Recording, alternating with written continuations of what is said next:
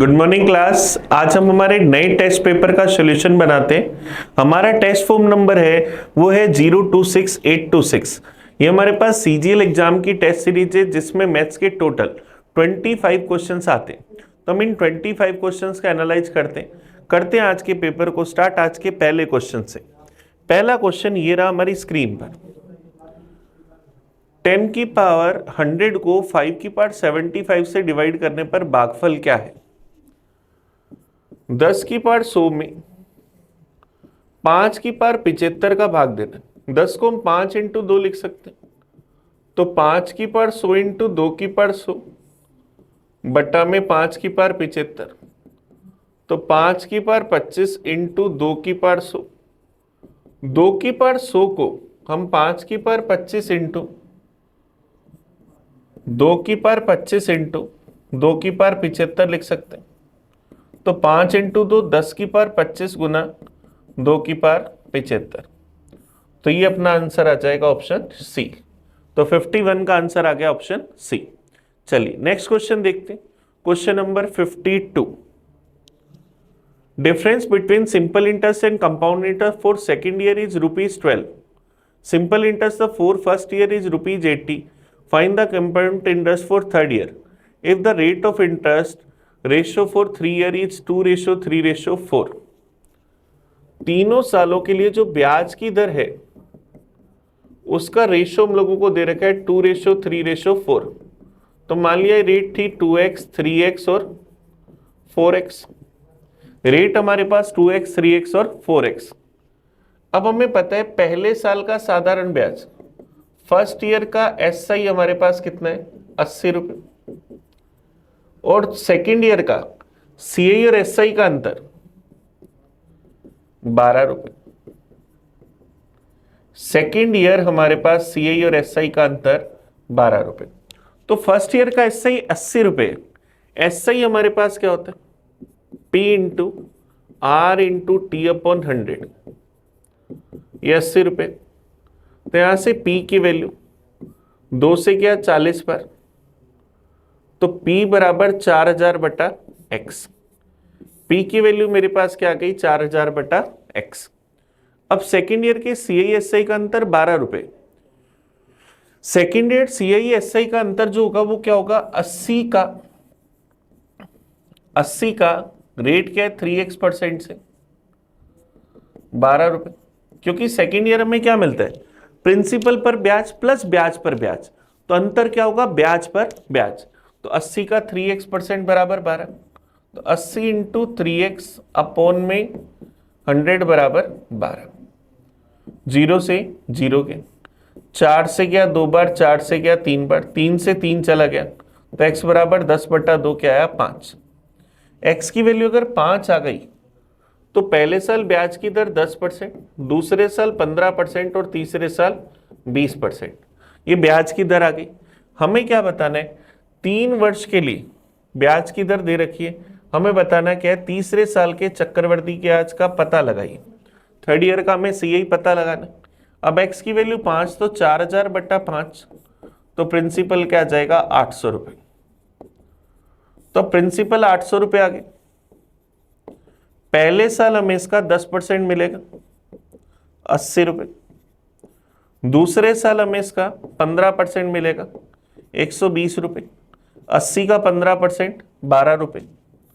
तीसरे साल हमें इसका 20% मिलेगा 800 का 20% 160 रुपये, 80 का 20% 16 रुपये, 120 का 20% 24 रुपये और 12 का 20% 2.4 रुपीज। इन सब का टोटल कर दें तो क्या जाएगा 6 4 10 202 रुपये 40 पैसे। तो हमारे पास तीसरे साल का चक्रवर्ती ब्याज 202 रुपये 40 पैसे। ऑप्शन ए हमारा आंसर आ जाएगा। बस हमने यहां से रेट और प्रिंसिपल निकाल लिया, अब हम बड़े आराम से क्वेश्चन कर सकते। चलिए नेक्स्ट क्वेश्चन देखते हैं 53। A sum of 3965 is to divided into 3 part and given on loan at 5% simple interest to ABC। ABC तीनों को मिलाकर 3965 रुपए लोन पर दिए जाते हैं 5% पर 2 3 4 साल के लिए। तीनों के लिए ब्याज की दर 5%, टाइम है 2 साल, 3 साल और 4 साल। If the amount of all these are equal after their respective period of loan, इन सब की अमाउंट बराबर होगी, तो एसआई परसेंटेज यहाँ कितना आएगा? 10%, 15%, 20%। सबकी अमाउंट बराबर है। ए अमाउंट अपने आप में 100%, 10% ब्याज मिला तो ए का 110%, बी का 115% और सी का 120%, ये सब आपस में इक्वल है। परसेंटेज से परसेंटेज चला गया, 5 से काट दिया, 22 बार, 23 बार और 24 बार। तो a इंटू 22 बराबर b इंटू 23 बराबर c इंटू 24। तो यहां से अगर हम ए बी सी का रेशियो निकालें तो a की वैल्यू 23 गुना 24, b की वैल्यू 22 गुना 24, c की वैल्यू हमारे पास 22 गुना 23। हमें जिसकी भी वैल्यू चाहिए, c चाहिए, तो इसको छोड़कर दोनों का गुना, 2 से क्या 12 बार, 2 से क्या 11 बार, 2 से क्या 11 बार, 23 इंटू 12, तो क्या जाएगा? और कट नहीं रहा आगे। तो मेरे पास यहाँ से अगर इसको सोल्व करूँ, 23 इंटू 12 230 और 46 276, 24 इंटू 11 264, 23 इंटू 11 253, ऐसा हम लिख सकते हैं। तो ये ए बी सी के प्रिंसिपल का रेशियो आ गया। अब हमें क्या बताना है? ए ने कितने रुपए का ऋण लिया था, तो ए का भाग बताना है। टोटल हमारे पास है 3965। रेशियो का अगर अपन टोटल निकालें 6 4 10 13, कैरी आ गई 1, 5 6 6 12, 12 और 7 19, कैरी फिर आ गई 1, 793। मुझे वैल्यू किसकी चाहिए? 276 की, ये हमें वैल्यू चाहिए। अब देखो, अगर अपन इसको 793 से काटें तो ये 5 बार चला जाएगा। 276 का अगर 5 गुना करें तो मेरे पास यहां से क्या जाएगा? 5 6 30, 0 कैरी आ जाएगी, 3 7 5 35 38, 3 5 10 1380 रुपये। तो हमारे पास आंसर क्या जाएगा? सी। तो ए ने कितने रुपए का ऋण लिया था? 1380 रुपए का। चलिए नेक्स्ट क्वेश्चन देखते हैं, 54। इफ ए बराबर दिस, तो हमें ए का मान बताना है। ए इक्वल हमें दे रखा है 1/2 minus √3 plus 1/3 minus √8 plus 1/4 minus √15। अगर इसका रेशनलाइजेशन कर दें तो 2 प्लस √3, 3 प्लस √8, 4 प्लस √15। तो a की वैल्यू क्या आ जाएगी? 9 प्लस √3 प्लस √8 प्लस √15, ये मेरे पास आ जाएगी। तो a का मान 9 से ज्यादा है, a 9 के बराबर नहीं है, a 18 से ज्यादा नहीं है क्योंकि इसका मान 9 से ज्यादा है, a 18 भी नहीं है। ऑप्शन क्या आएगा? a less than 18 not equal to 9। क्योंकि देखो, अगर ये √3 की जगह √4 होता तो 2 बनता, ये √8 की जगह √9 होता तो 3 बनता, ये √16 होता तो 4 बनता, तब 9 प्लस 9 18 होता। ये 18 से छोटा है लेकिन 9 के बराबर नहीं है, तो ऑप्शन ए हमारा आंसर आ जाएगा। नेक्स्ट क्वेश्चन देखते हैं, 55। The marks score by student in 8 subject are this. माध्यिका के सापेक्ष माध्य विचलन बताना है, मीन डेविएशन बताना है मीडियन के रिस्पेक्ट में। तो मीडियन के लिए अपन इसको असेंडिंग ऑर्डर में लिखें, 32, 38, 40, 45, 48, 50, 55, 60। टोटल 8 सब्जेक्ट थे, 2 4 6 2 8, ये डाटा आ गई। अब अगर हमें इसकी मीडियन चाहिए, माध्यिका चाहिए, तो क्या करें? इन दोनों का एवरेज 45 प्लस 48/2, तो क्या आ जाएगा मेरे पास? 46.5। मीडियन क्या आ गई? 46.5। अब मीडियन के रिस्पेक्ट में माध्य विचलन बताना है, इन दोनों का डिफरेंस निकालें। 14.5, 38, 8.5, 46.5, 45, 1.5, 48, 1.5, 50, 3.5, 55, 8.5, 60, 13.5, इन सब का टोटल करें, 2 4 1 2 3 4 8 5 40, 8 16, 16 8 24, 24 और 8 32, 32 और 6 38, 3 68। अब मीन डेविएशन क्या होता है?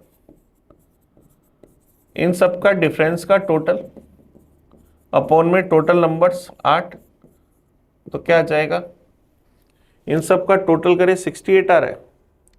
चलिए चेक करते हैं, 1 2 3 4 10 20 30 40, 0 लिखा, 4 8 16 24 32 38, 3 3 और 2 5, 58 आएगा।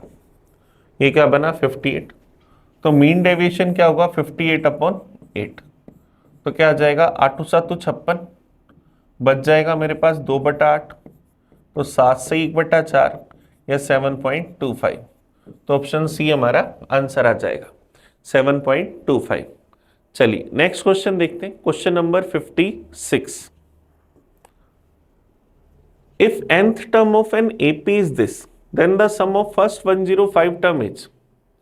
AP का nवां पद Tn हमें दे रखे 3 + n/4।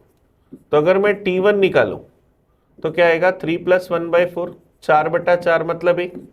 T2 निकालूं तो 3 + 2/5, 3 + 2/4, तो 5/4। AP को हम कैसे लिखते हैं? A + D। तो A का मान तो क्या आ गया? 1। D का मान क्या होगा? इन दोनों का डिफरेंस 5/4 - 1, 1/4। मुझे क्या चाहिए? सम चाहिए कितने पदों का? 105 पदों का। Sn का फॉर्मूला क्या होता है? n/2 इंटू में 2a प्लस n-1 इंटू में d, ऐसा हम लिख सकते हैं। क्योंकि Sn का फॉर्मूला क्या होता है? n/2 इंटू में 2a plus n-1 into D. तो यहां से इसको सोल्व करें तो 105/2, 4 से क्या 26 और 2 28, 2 से चला जाएगा 14 बार, तो क्या जाएगा? 1470। तो 105 पदों का योग क्या आ जाएगा? 1470। ये हमारा आंसर आ गया। नेक्स्ट क्वेश्चन देखते हैं 57। If the distance between 2 point is 13 unit, find the value of k। तो मैं यहां से क्या लिख सकता हूं? k - 4 का स्क्वायर प्लस -4 - 8 का स्क्वायर बराबर क्या आ जाएगा? 13 का स्क्वायर। क्योंकि d क्या होता है? x2 - x1 का स्क्वायर प्लस y2 - y1 के स्क्वायर का रूट। तो अपन ये फॉर्मूला लिख सकते हैं। तो यहां से अगर इसको सोल्व करें तो k - 4 का स्क्वायर, ये -12 का स्क्वायर 144 बराबर 13 का स्क्वायर क्या आएगा? 169। तो यहां से मेरे पास क्या आ जाएगा? k - 4 का स्क्वायर बराबर 25। तो k - 4 का स्क्वायर बराबर 5 का स्क्वायर, k - 4 का स्क्वायर बराबर 5 का स्क्वायर, इसका मतलब k - 4 बराबर +-5। इफ k - 4 बराबर +5 तो k बराबर 9, और अगर k - 4 बराबर -5 तो k बराबर -5 + 4 -1। तो k की वैल्यू या तो 9 होगी या -1 होगी। तो आंसर क्या आ जाएगा? Option C, A and B both. ये हमारे पास आ जाएगा। चलिए नेक्स्ट क्वेश्चन की ओर बढ़ते हैं, question number 58। Question number 58। A and B can do 11/19 part of a work in some time. If the same time B and C do 14/19 part of the work, then the ratio of work ABC। देखो यहाँ भी बटा में 19 है, यहाँ भी बटा में 19 है, तो मैं ऐसा कह सकता हूँ ABC की तीनों के लिए पूरा काम कितना है? 19। A और B ने 11 काम कर लिया 19 में से, तो C के लिए कितना बचा? 8 काम। C के लिए कितना बचा? 8 काम। अब B और C ने मिलकर अगर 14 काम कर लिया तो A के लिए कितना बचा? 19 - 14 5 काम। तो 8 और 5 13, तो B के लिए कितना बचा? 6 काम। तो ABC के काम का अनुपात क्या आ जाएगा? 5:6:8। ABC के काम का रेशो 5:6:8 ऑप्शन सी हमारा आंसर आ जाएगा। चलिए नेक्स्ट क्वेश्चन देखते हैं 59। The angle of the elevation of the top of tower standing on a horizontal plane from 2 points on the line passing through the foot of tower at distance 49 meter and 36 meter are 43 and 47 degree respectively। एक tower है, इस tower के शीर्ष के उन्नयन कोण एक line पास हो रही है 43 डिग्री और 47 डिग्री के एंगल पर, दूरी जो हमें दे रखी है वो दे रखी है ये 36 मीटर, ये 49 मीटर। तो हमें क्या बताना है, what is the height of tower. मान लिया टावर की हाइट h है, तो ये दोनों कोण एक दूसरे के पूरक हैं। तो यहां से अगर मैं 1047 डिग्री निकालूं तो क्या h अपॉन 36, 1043 डिग्री अगर निकालूं तो h अपॉन 49। अब हम जानते हैं 1047 इंटू 1043 इक्वल किसके होगा 1 के। तो h upon 36 into H upon 49 बराबर 1, तो h स्क्वायर बराबर 49 इंटू 36। तो h की वैल्यू क्या आ जाएगी 49, 7 और 36 से 6, 7 से 42 मीटर। तो इस टावर की हाइट क्या आ जाएगी 42 मीटर। ये हमने पूरा सोल्व करा। वैसे आपके पास डायरेक्ट तरीका इन दोनों एंगल्स को देखा ये एक दूसरे के पूरक है, तो 49 और 36 के मल्टीप्लाई का रूट, तो 7 इंटू 6 42 सीधा आपका आंसर। आपको इसके अलावा कुछ भी करने की जरूरत नहीं है। चलिए नेक्स्ट क्वेश्चन देखते हैं 60 नंबर। हमें ये दे रखा है the bar graph shows the percentage distribution of the total expenditure of A company under various expense head during 2005। ये total spelling mistake. Bar graph में कंपनी में 2005 में विभिन्न व्यय शीर्षों के अंतर्गत कुल व्यय प्रतिशत को दर्शाया गया। ऋण पर ब्याज पर व्यय परिवहन पर व्यय से कितने परसेंट अधिक है। ऋणों पर ब्याज इंटरेस्ट ऑन लोन, ऋणों पर ब्याज कितना है 17.5%। परिवहन पर व्यय ट्रांसपोर्ट परिवहन पर व्यय कितना है 12.5, उससे कितना ज्यादा है 5 ज्यादा है। किससे 12.5 से। परसेंटेज में चाहिए इंटू करा 100% से। 2.5 से क्या 2 बार, ये क्या 5 बार, 2/5 की वैल्यू 40%। तो कितने परसेंट ज्यादा है 40%। ऋण के ब्याज पर जो व्यय है वो परिवहन से 40% ज्यादा है। चलिए नेक्स्ट क्वेश्चन देखते हैं 61। यदि विज्ञापन पर व्यय 2.10 करोड़ है तो परिवहन और करों पर व्यय के बीच का अंतर कितना है। विज्ञापन पर एडवर्टाइजमेंट पर, एडवर्टाइजमेंट की अगर बात करें विज्ञापन का खर्चा कितना है 15%, तो 2.10 करोड़ वैल्यू किसकी है 15% की। हमें परिवहन और करों पर खर्चे का अंतर बताना है। परिवहन ट्रांसपोर्टेशन और कर टैक्स दोनों का डिफरेंस 12.5 और 10 का डिफरेंस 2.5%, तो वैल्यू चाहिए 2.5% की। तो ये परसेंटेज से परसेंटेज चला गया, 2.5 से क्या 1 बार, ये क्या 6 बार, 2.10/6, 6 18, फिर बच गया 30 चला जाएगा 5 बार, 0.35 करोड़। तो इसको हम क्या लिख सकते हैं 35 लाख। तो अंतर कितना हमारे पास 35 लाख का। ये हमारा आंसर आ गया। नेक्स्ट क्वेश्चन देखते हैं 62।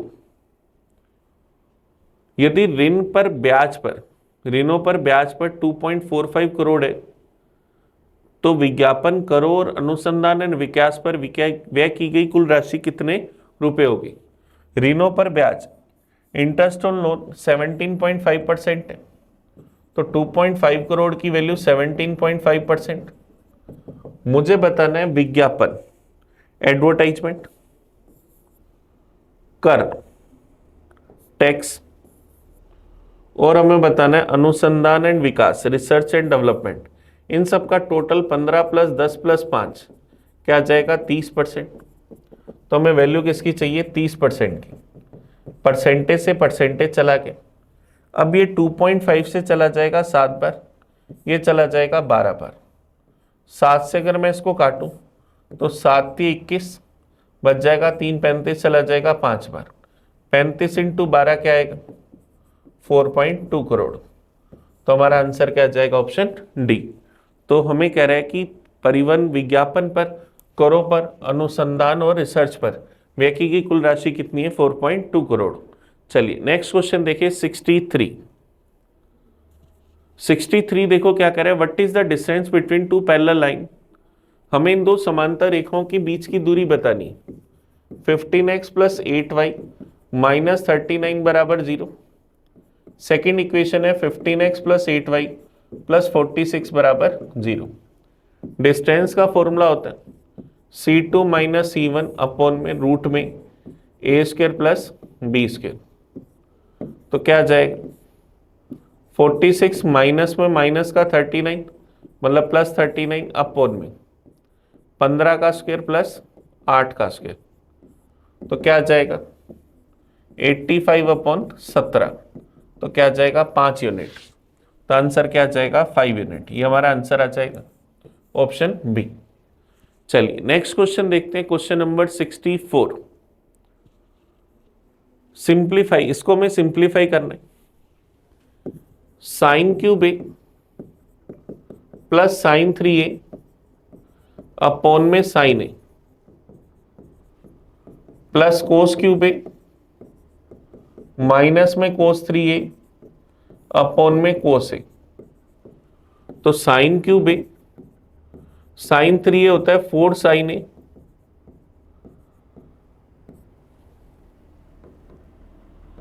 साइन ए माइनस में 3 साइन क्यूब ए अपॉन में साइन ए। साइन 3a हमारे पास क्या होता है 3 साइन ए माइनस 4 साइन क्यूब ए, सॉरी साइन क्यूब ए प्लस 3 साइन ए माइनस में 4 साइन क्यूब ए अपॉन में साइन ए। तो इसको अगर मैं सोल्व करूंगा तो क्या आएगा 3 साइन ए माइनस में 3 साइन क्यूब ए अपॉन में साइन ए। तो ये क्या आ जाएगा 3 माइनस में 3 साइन स्क्वायर ए। ये हमारे पास बनेगा कोस क्यूब ए माइनस में कोस 3a। ये क्या बनेगा 4 कोस क्यूब ए माइनस में 3 कोस ए। तो माइनस से गुना होगा तो ये प्लस बन जाएगा अपॉन में कोस ए। तो मेरे पास क्या आ जाएगा 3 कोस ए माइनस में 3 कोस क्यूब ए अपॉन में कोस ए। तो क्या आ जाएगा +3 माइनस में 3 कोस स्क्वायर ए। तो 3 + 3 क्या बनेगा 6 माइनस में 3 कॉमन ले लूंगा तो साइन स्क्वायर ए प्लस कोस स्क्वायर ए। अब साइन स्क्वायर ए प्लस कोस स्क्वायर ए 1 होता है तो 6 माइनस 3 × 1 6 माइनस 3। तो आंसर क्या आ जाएगा 3। तो ऑप्शन डी इसका सही आंसर। 64 का सही आंसर आ गया ऑप्शन डी। चलिए नेक्स्ट क्वेश्चन देखते हैं 65। The average speed of a train is 20% less on return journey than the on onward journey. The train hold for half an hour of the destination station before starting on the return journey. If the total time taken to total journey 23 hours covering a distance of 1000 km, the speed of train on the return journey. Total दूरी हमने 1000 kilometre तय करी जिसमें time लगा 23 घंटे, जिसमें से हमें पता है 23 घंटे के टाइम में से आधे घंटे के लिए रुकती है। रेस्ट टाइम कितना है हाफ आवर। जाते वक्त अगर स्पीड जो भी थी आते वक्त तो उसकी स्पीड 20% कम थी। 20% का मतलब 1/5। तो जाते वक्त स्पीड अगर मेरे पास 5x थी तो अब वापस आते वक्त स्पीड कितनी होगी 4x। पूरी दूरी 1000 है तो 500 किलोमीटर हम गए 5x से, 500 किलोमीटर हम वापस आए 4x से। टोटल टाइम लगा 22.5 घंटे ट्रेवल टाइम, क्योंकि रेस्ट टाइम आधा घंटा घटा दिया। 5 का भाग दिया तो 100/x, 4 का भाग दिया तो 125/x, क्या आ जाएगा 45/2। तो क्या आ जाएगा 225/x बराबर 45/2। 45 से क्या 5 बार तो x की वैल्यू 10। x की वैल्यू 10 तो मतलब जाते समय स्पीड क्या थी 50 किलोमीटर पर आवर। वापस आते समय स्पीड क्या है 40 किलोमीटर पर आवर। तो हमें वापसी यात्रा में गाड़ी की स्पीड बतानी है 40 kilometre per hour. Option B इसका आंसर आ जाएगा। चलिए नेक्स्ट क्वेश्चन देखते हैं 66। 4 different positive numbers are written in ascending order. 1/3 of the average of all 4 numbers is 19 less than the greatest of these numbers. If average of first 3 number is 12, the greatest number among the given number is. 4 हमने अलग अलग number मान लिए A B C और D. अब हमें कह रहे हैं पहले 3 संख्याओं का औसत, पहली 3 संख्याओं का the average of first 3 number is 12। पहली 3 संख्याओं का औसत 12 है, तो ए प्लस बी प्लस सी कितना हुआ 12 दिए 36। अब हमें मेंशन कर रखे 1/3 of the average of all 4 number is 19 less than the greatest number. Greatest number D, चारों नंबर के एवरेज का ये एवरेज हुआ 1/3 इस बड़े नंबर से कितना कम है 19 कम है।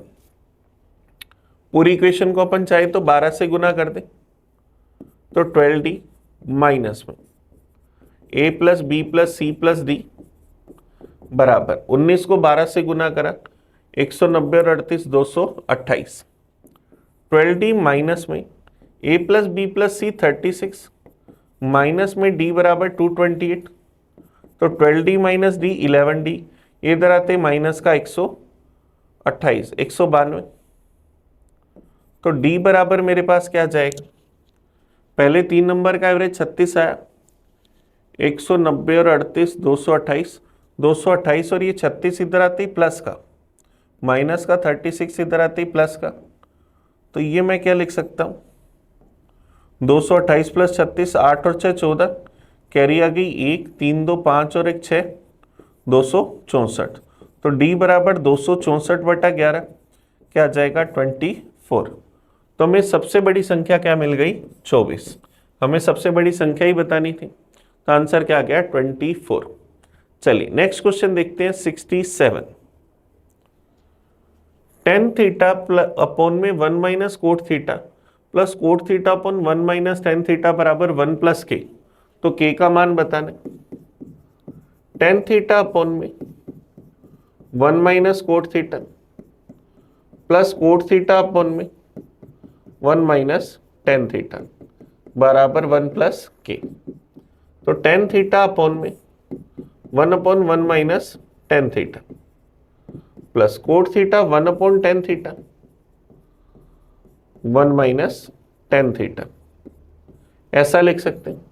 एलसीएम अगर मैं ले लूंगा तो क्या आएगा, ऊपर tan थीटा चला जाएगा, tan स्क्वायर थीटा अपॉन में tan थीटा -1।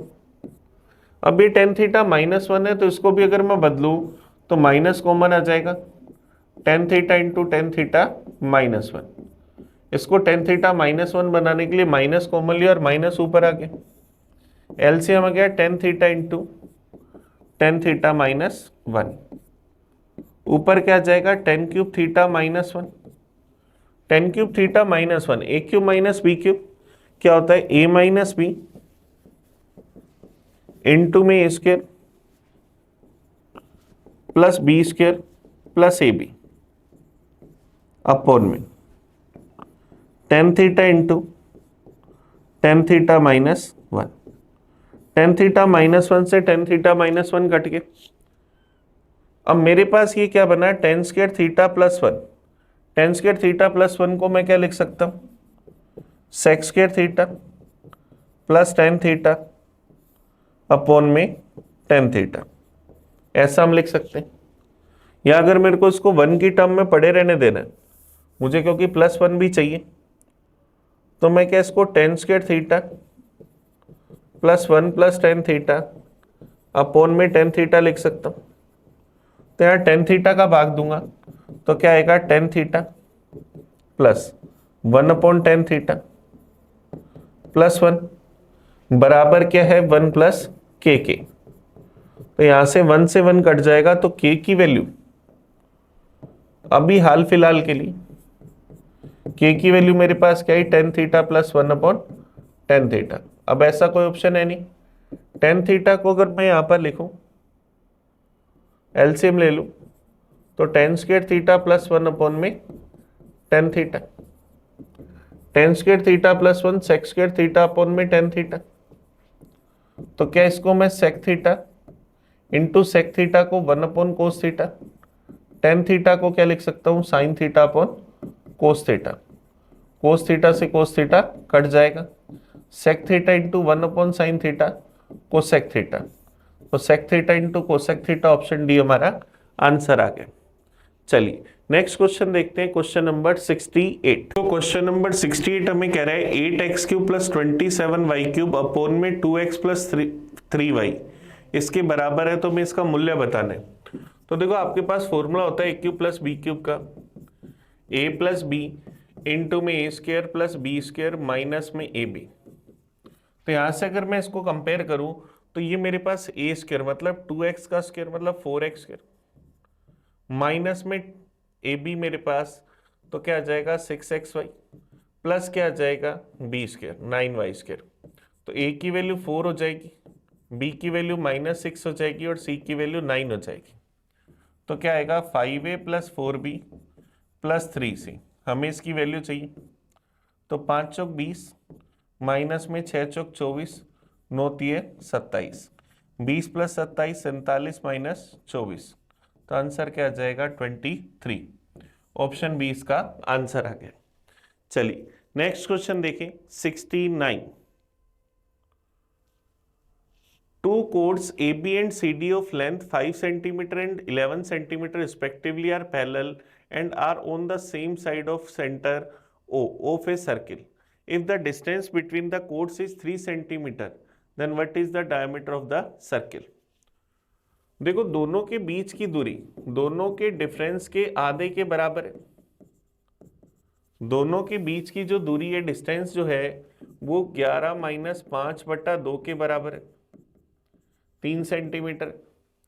तो यहां से हमारे पास फॉर्मूला होता है आर स्क्वायर बराबर a/2 का स्क्वायर प्लस b/2 का स्क्वायर। तो मेरे पास आर स्क्वायर बराबर क्या आ जाएगा 5/2 25/4 11 121/4। तो आर स्क्वायर बराबर मेरे पास क्या आ जाएगा 146/4। तो आर बराबर क्या आ जाएगी रूट में 146/2। रेडियस ये मेरे पास आ गई, मुझे वृत्त का डायमीटर बताना है, डी बराबर 2r होता है, तो इसका डबल कर दूंगा तो क्या आ जाएगा रूट में 146। तो ऑप्शन बी हमारा आंसर आ जाएगा कि वृत्त का व्यास रूट 146 है। चलिए नेक्स्ट क्वेश्चन देखते हैं, question number 70। The value of this, हमें इस टर्म का मान बताना है। अब देखो 6 माइनस 6 डिवाइड में 6 इंटू 6 प्लस 6 डिवाइड में 6 ऑफ 6 मतलब 36 इंटू में 6 माइनस में 2 सही 3 सही 2/3 मतलब 11/3 डिवाइड के अंदर ये मेरे पास क्या है 22/90 डिवाइड में 22/90, तो गुना में क्या लिख सकता हूं मैं 90/22, 22/90 को 90/22 डिवाइड में 5 मतलब गुना में 1/5, ऐसा हम लिख सकते हैं। 6 से 6 कट गया, 6 माइनस 6 0 प्लस 6 इंटू 6 36/36 क्या बना 1 माइनस में 11 से गया 2 बार 3 दूनी 6, 6 इंटू 5 30, 30 से चला गया 3 बार, तो 1 माइनस 3 तो क्या माइनस का 2, तो ऑप्शन क्या आ जाएगा डी। ऑप्शन डी इसका सही आंसर। नेक्स्ट क्वेश्चन देखते हैं, question number 71। ABC start a business, thrice the investment of A is equal to the twice of the investment of B and also equal to the 4 time of investment of C.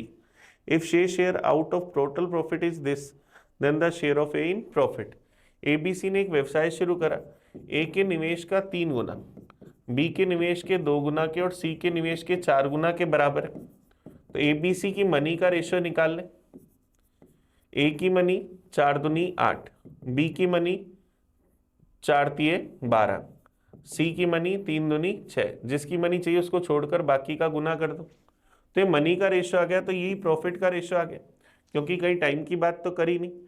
हमें total profit का ratio पता है 8 12 6, 6 की value में सी का profit दे रखा है 4863, हमें किसका चाहिए, ए का प्रॉफिट।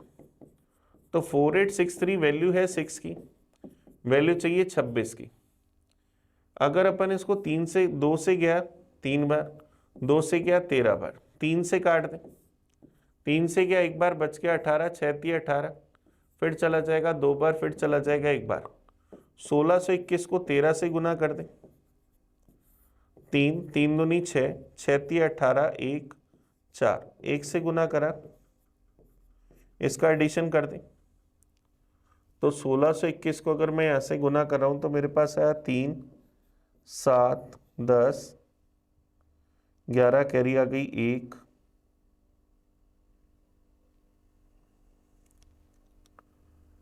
1621। सॉरी, मुझे वैल्यू किसकी चाहिए, ये 26 हमने कैसे लिखा, हमें टोटल नहीं चाहिए, ए का प्रॉफिट चाहिए। ये तो हम टोटल निकालने लग गए, गुना में ए का प्रॉफिट, तो ए की वैल्यू तो 8 ही है। तो ये 2 से गया 3 बार, तो ये गया 4 बार। तो क्या आएगा 1621 गुना में 4, तो क्या आ जाएगा 6 चौक 24, 2 6484 रुपये। तो ऑप्शन क्या आ जाएगा, बी। 71 का आंसर क्या आएगा, ऑप्शन बी। चलिए नेक्स्ट क्वेश्चन देखते हैं। 72, a sum of rupees x was divided between a b c d in the this ratio. If the difference between the share of b and d is this, then the value of x. x रुपए हमने a b c d के अंदर किस ratio में divide करें, 1/3 ratio, 1/5 ratio, 1/6 ratio, 1/9। तो इनका अगर मैं एलसीएम निकालूं तो सबको 90 से गुना कर दूं।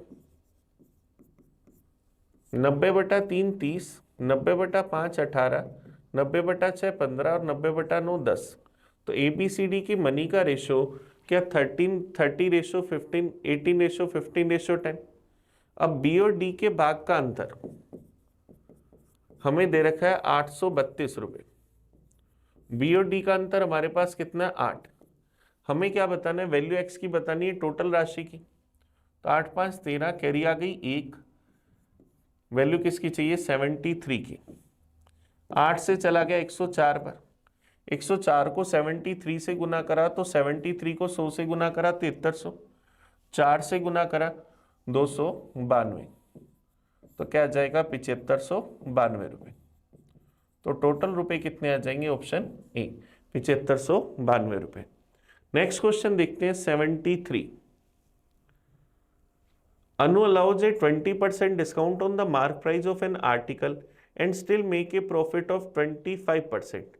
If she gain 44.80 rupees on the sale of the article, then the cost price of article.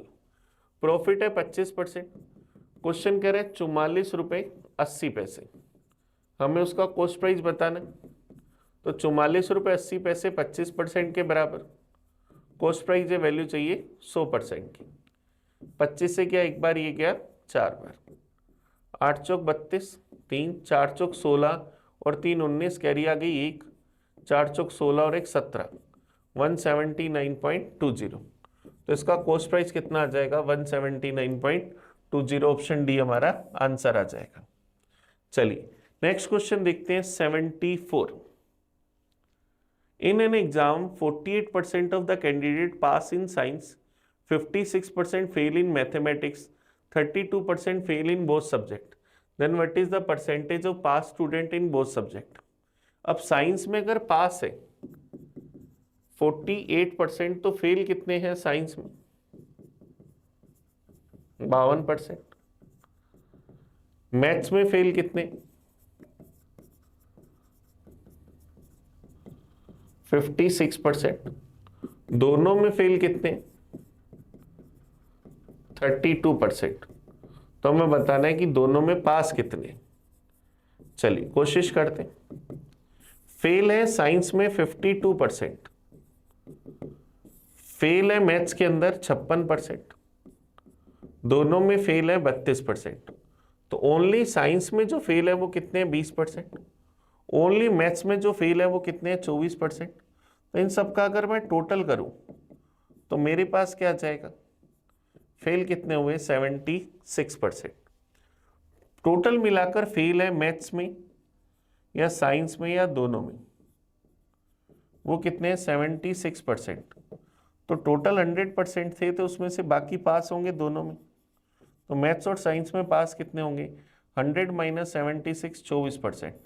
तो दोनों सब्जेक्ट में पास होने वाले कितने हैं, 24%। ऑप्शन ए हमारा आंसर आ जाएगा। नेक्स्ट देखते हैं क्वेश्चन नंबर 75, हमारे पेपर का लास्ट क्वेश्चन मैथ्स का। An article was sold at A loss of 13.5%। If it sold for rupees 1104 more, then there would be profit of 9.5%. The cost price of article is, एक वस्तु को हम 13.5% हानि पर बेचते, कॉस्ट प्राइस 100%, 13.5% का अगर लॉस हुआ तो सेलिंग प्राइस कितना आएगा 86.4%।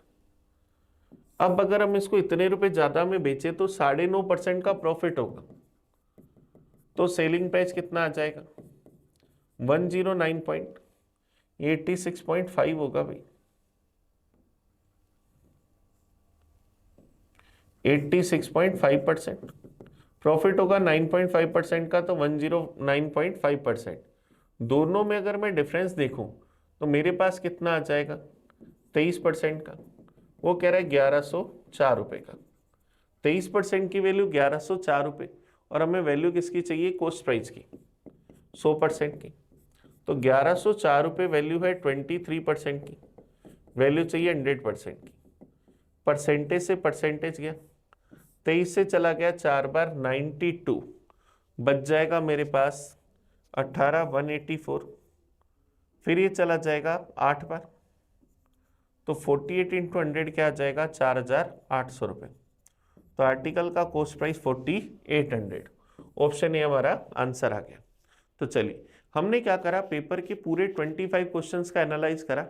आप इस वीडियो को बड़े अच्छे से देखना, कहीं भी कोई कंफ्यूजन हो, कोई डाउट हो तो मुझे कमेंट करके बताना। हम मिलेंगे नेक्स्ट पेपर में नए सॉल्यूशन के साथ।